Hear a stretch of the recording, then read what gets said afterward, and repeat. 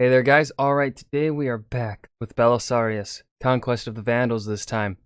Back with some Epic History TV. Before we dive into Belisarius, though, make sure you check out the links below in my description box or in my pinned comment. Got a link to the Discord. Would love it if you joined and hung out. Now, Belisarius and his Conquest of the Vandals. I think this would be Conquest of Italy? How far did Belisarius go? How far did Justinian go? God, I'm trying to remember Justinian's map of his empire. I remember how far he pushed west. Dive in. 533 AD. A major Eastern Roman expeditionary force, 17,000 soldiers, nearly 600 ships, prepares to leave Constantinople. Its objective is the kingdom of the Vandals in North Africa. Oh, the Vandals. Okay. I don't know why I was thinking the Vandals had Italy. That's the Goths. Oh, that's embarrassing. These were once some of the wealthiest provinces in the Roman Empire. The breadbasket, I believe, of the empire. Until they were lost to the barbarians, with catastrophic consequences. Now, a century later, the Romans are returning. Emperor Justinian intends to liberate the people of North Africa from barbarian tyranny and the perils of Christian heresy. He entrusts this mission to Flavius Belisarius, the victor of Dara, who's just saved the regime by crushing internal revolt. Now he will lead Eastern Roman forces in the Emperor's campaign to reclaim the West. This series makes me want to replay Rome.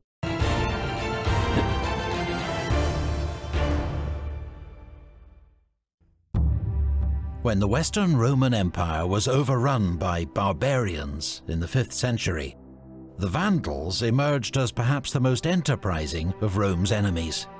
From Central Europe, they marched, killed and looted their way through Roman territory into Spain, and in 429 crossed into North Africa under the leadership of King Gelimer.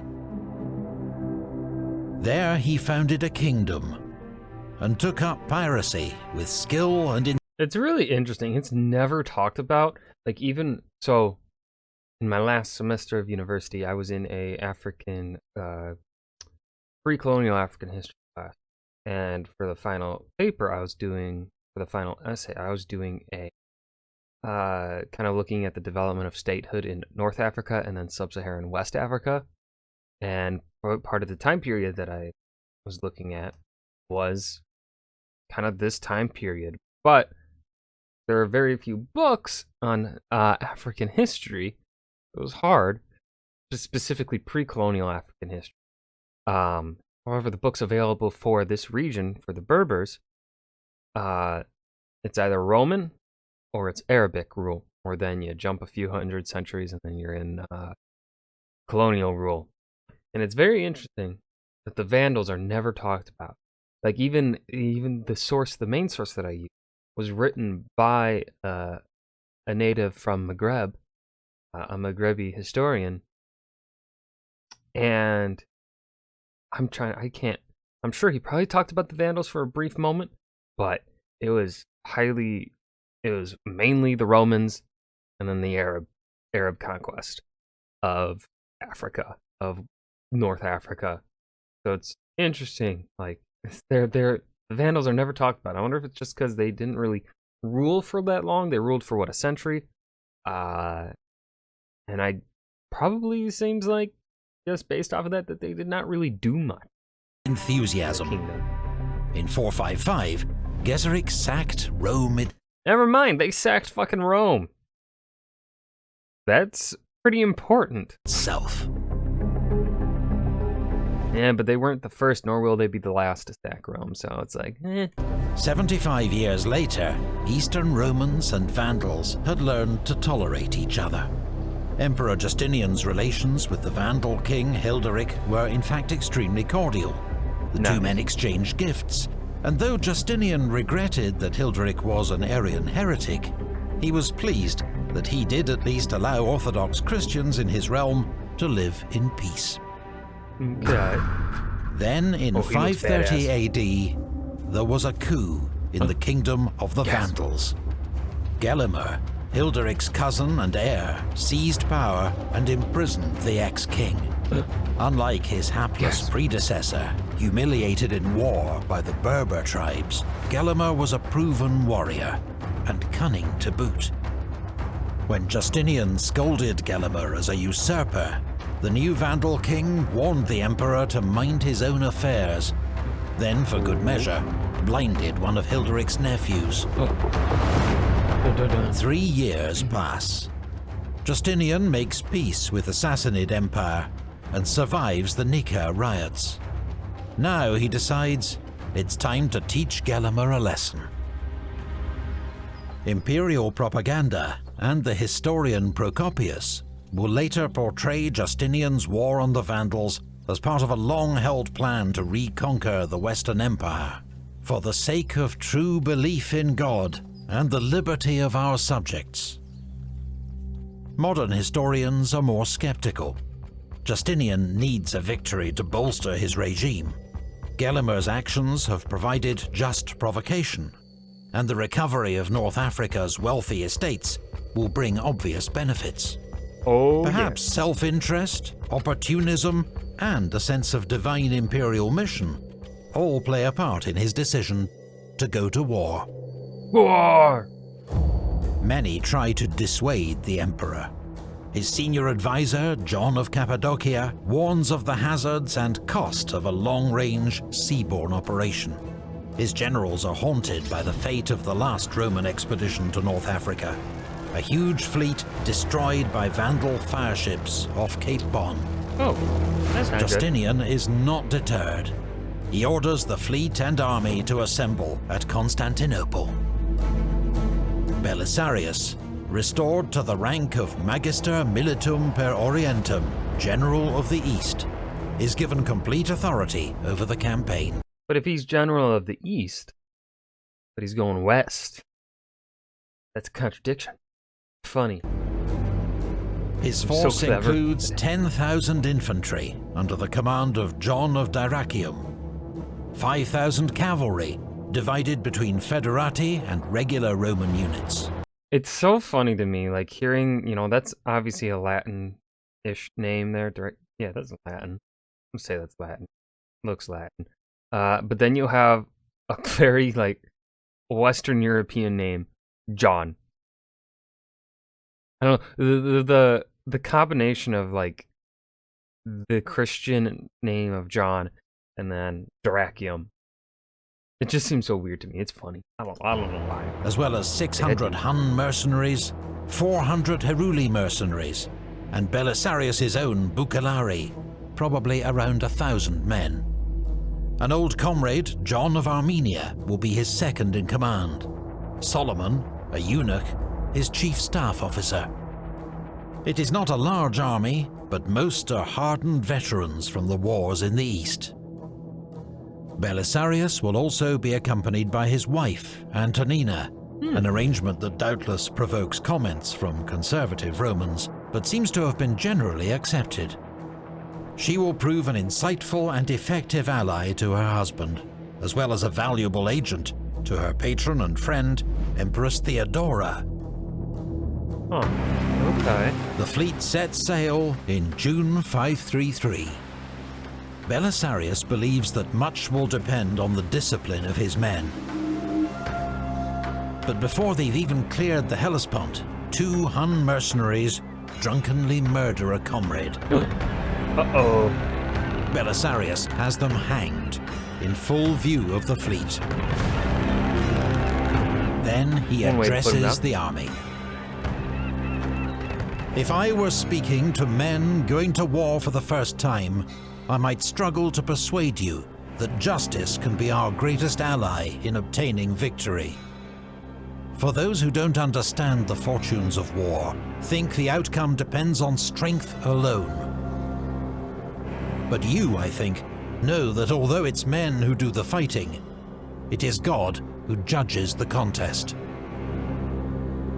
This is why Belisarius warns them he will never turn a blind eye to their crimes. He concludes, I shall not consider any one of you my comrade no matter how fearsome he is to the enemy, unless his hands are clean. The fleet continues its voyage, making stops to pick up supplies and additional troops. Along the way, 500 men die from eating mouldy bread, which Procopius blames on cost-cutting measures by the stingy John of Cappadocia. In Sicily, Belisarius receives fresh supplies from the Goths. There, as he ponders his next move, he receives stunning news. Not only are the Vandals completely unaware of his expedition, but Gelimer has sent his brother Zazo with most of the Vandal fleet and 5,000 troops to quell a revolt in Sardinia. Belisarius might have been tempted to land in Tripolitania, where Romanized locals are already in revolt against the Vandals. But reassured by the absence of the Vandal fleet, he decides to land in the Vandal heartland, within striking distance of their capital, Carthage. The landing is unopposed, but Belisarius is furious when some of his men steal from the locals. He has them punished, then speaks once more to the troops.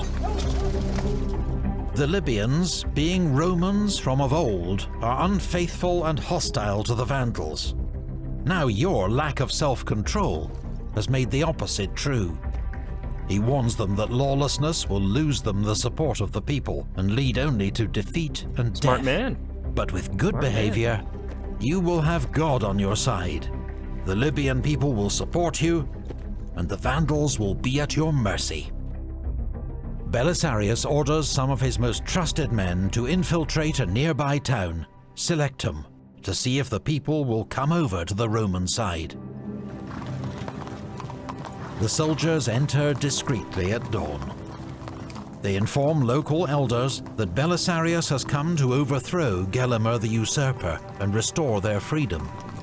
The townsmen agree to let the army into the city and open the market to them. Belisarius is gracious and generous to the Libyans. Crucially, his men behave well. They pay for supplies and win the trust of the locals. Nice. Procopius, an eyewitness, records that from henceforth, the campaign is like moving through their own country. Belisarius begins his advance along the coastal road to Carthage. He knows Gelimer is somewhere inland and could strike from almost any direction. So he orders John of Armenia, his second in command, to take 300 bucellari and scout 2 miles ahead of the main army. Belisarius himself commands a strong rear guard. The Huns are posted as a flank guard, 2 miles inland. Their sea flank is protected by the fleet, keeping pace with the army's advance. The army marches about 10 miles each day, then fortifies a camp at night. Good pace. When Gelimer receives news of the Roman landing, he sends a message to his brother Amatus in Carthage. First, he is to execute Hilderic and the other prisoners. Then he is to gather all his men and join Gelimer at Ad Decimum, where they will ambush and destroy Belisarius's army. Ad Decimum, 10 miles south of Carthage. Here, the coastal road passes through a narrow gap between a salt marsh and the sea. Gelimer knows Belisarius will have to pass this way, and that the headland of Cape Bon will separate him from his fleet. Ooh, okay. Amatus is to hold the road to Carthage, and when the Romans are fully engaged, Gelimer and his nephew Gibamund will fall on their flank and rear. Belisarius and his army approach. Roman patrols report skirmishes with the Vandals. Gelimer is close.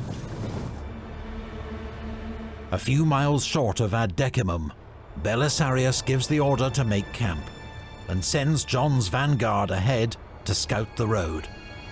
At Ad Decimum, they find Amatus with just a handful of troops. He has arrived too early. The rest of his men are still strung out on the road to Carthage. John and the bucellari charge.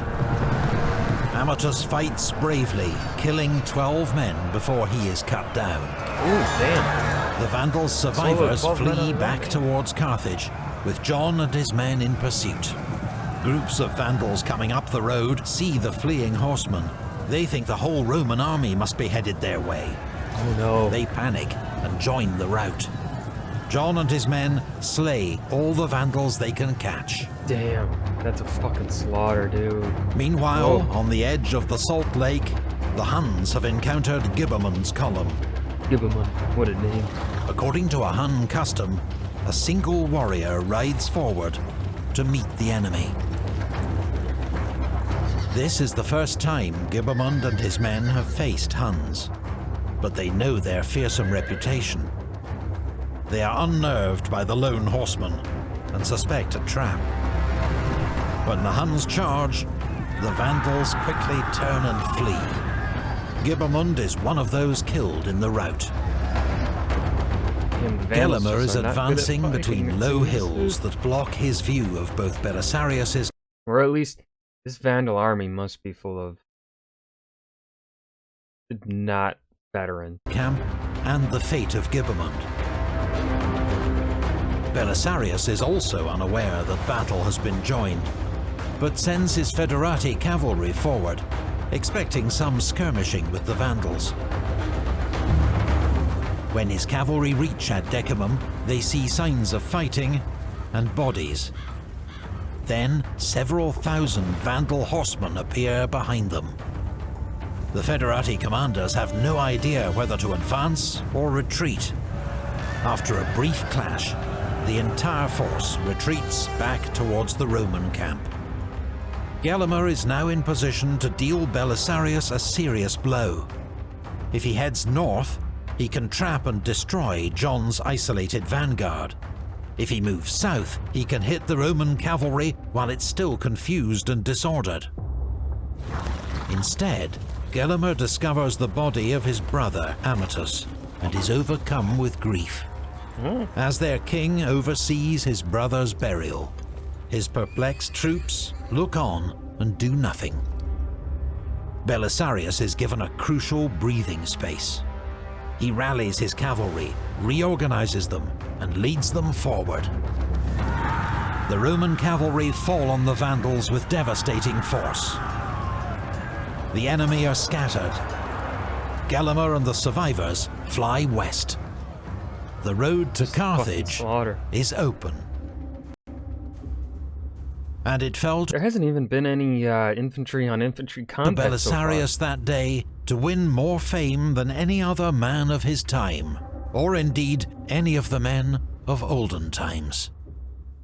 I wouldn't go that far, Belisarius, Copius. wary of ambush, waits till dawn the next day before making his triumphal entry into Carthage. Once more, his troops behave well. The citizens of Carthage are respected. This peaceful occupation of such a wealthy city in such times is remarkable. Belisarius sits on Gelimer's throne and eats the lunch that had been prepared for him. He attends to the requests and pleas of local citizens. But the Vandals aren't beaten yet. Yes. Belisarius receives news, intended for Gelimer, that Zazo has put down the Sardinian revolt and is returning with 5,000 men. Reinforced, Gelimer advances on Carthage. Belisarius leads out his army to face him at Tricamarum.